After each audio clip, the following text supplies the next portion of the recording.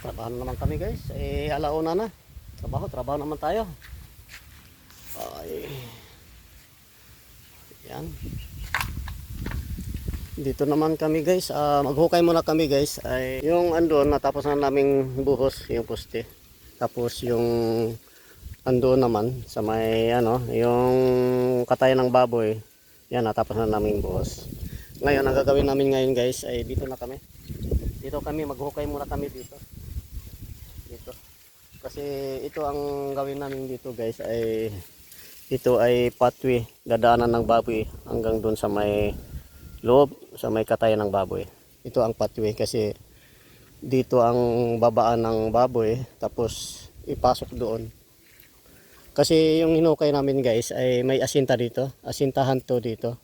Tapos may yan, pader hanggang dito.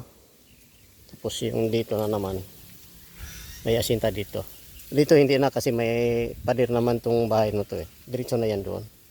Ang baboy. Ayan dito asintahan namin. Tapos dito papatagin at saka simentuhin na to. Hanggang doon. Ayan na guys. Ay maghukay muna kami dito.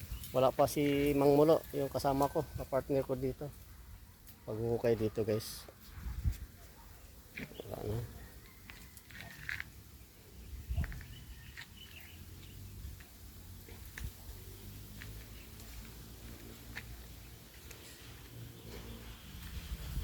Yung bahay doon guys na malaki guys, yung andon, yun ang may-ari ng tubigan dito. Tapos yung katayan ng baboy, yan sa kanila pa rin yun. Katayan ng baboy sa kanila pa rin yun. Kasi meron silang malawakan na piggery ng baboy. Ayun na si Mang Mulo. Mag-umpisa na kami guys. Hukay muna kami. Hukay.